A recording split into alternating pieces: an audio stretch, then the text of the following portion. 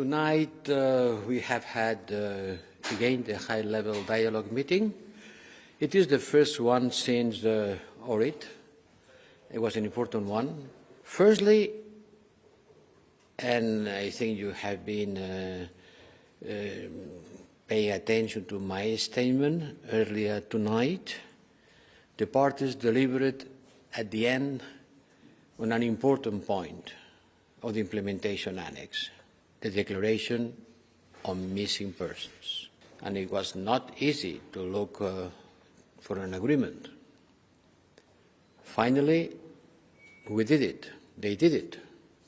And this is an important humanitarian issue, an issue that should not be politicized.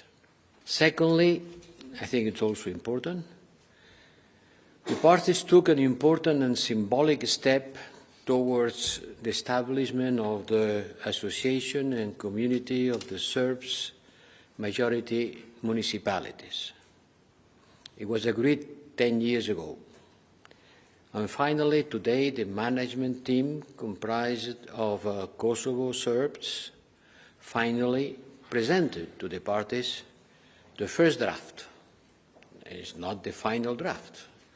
It's a starting point, but here it is. The first draft of the statute of this association community of the Kosovo Serbs majority municipalities. And finally, a last point, which is less positive. We discussed the current issues. We discussed about the situation in the ground. I express once again our grave concern about the situation in the North Kosovo following the recent by-elections, with a very low turnout. But regrettably, the leaders were unable to reach any agreement today. And I am afraid that we will be facing, maybe, I hope not, but a critical situation. Talks need to continue soon. We are now in a situation where we have a good news from the agreement that provides a clear path on the way forward,